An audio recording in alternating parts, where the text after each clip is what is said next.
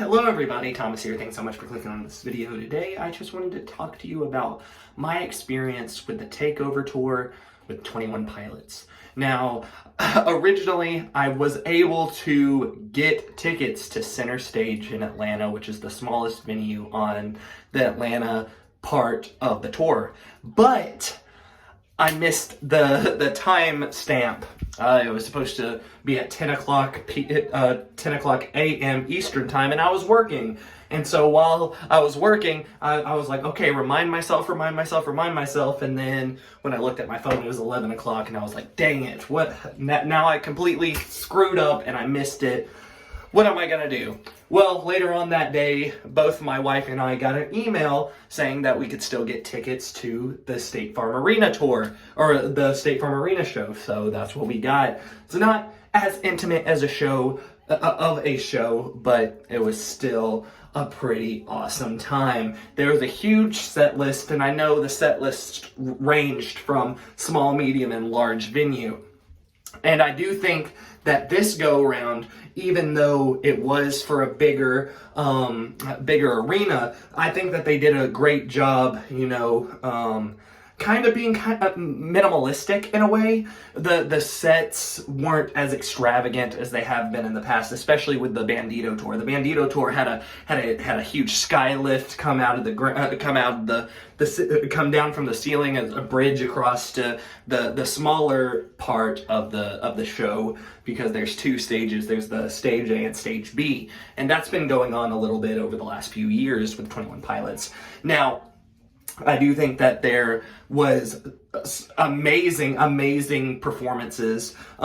So what it was Jay Joseph was the opening act, and Half Alive was supposed to, but I'm not sure exactly what happened. I heard from another fan that one of the people from Half Alive ended up having COVID, so they ended up not doing the show, which completely makes sense. So Jay Joseph actually started early. It was supposed to be at 8 o'clock, but he started around 7:45, and he got done about 8:05. He didn't perform that many songs. I think he did a great job for not doing very many concerts in the first place. A few songs trying to get the crowd amped up, but I do think that his stage presence wasn't the most amazing thing in the world. But that just comes with practice and dedication and continuing working on it. So in the future, I know that Jay Joseph will become really great. I think that his vocal chops are, he does sound very similar to Tyler because he is his brother.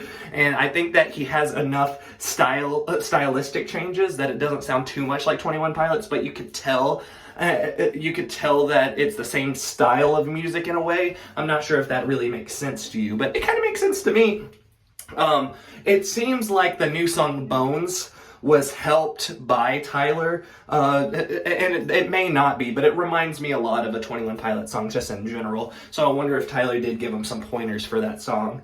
And so, after this performance, it was 8:05, and then we waited until 8:45 to actually see 21 Pilots perform. And like I said, not as much money was put into the stage presence of this show, which isn't necessarily a bad thing. It was very focused on the songs and the vocals, and after a while, the backup band. Now, the backup band was really awesome. I don't know any of their names, but one guy that stood out to me more than anybody was the bass player. He had so much energy. He's so chaotic up there. He's spinning around, playing the bass, jumping around. It was so awesome and such great energy, and it actually, amps up the way that 21 Pilots performs. Now, 21 Pilots, for the most part, at least since 2011, it's just been Tyler and Josh, and this has been the first time that there's been another band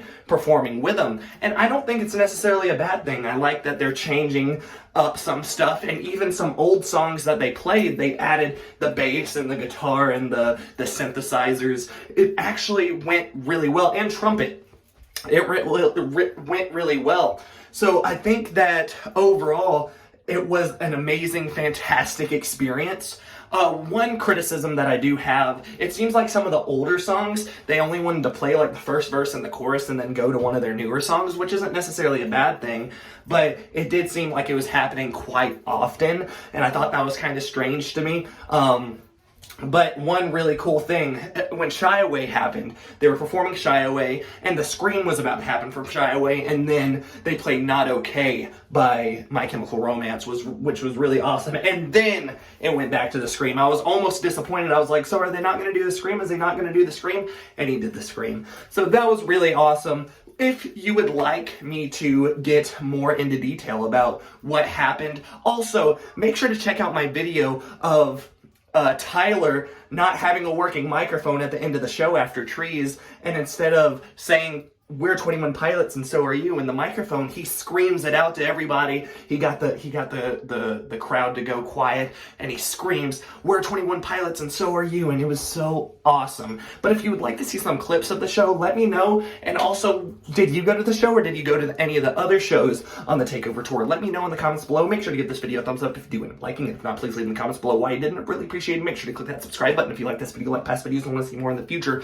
Also, I have a LinkTree link down below that goes to my other social media as well as my Spotify. If you don't have Spotify and you have another music streaming platform, just search up Thomas Hadley and my music will be there. Thank you so much. Goodbye.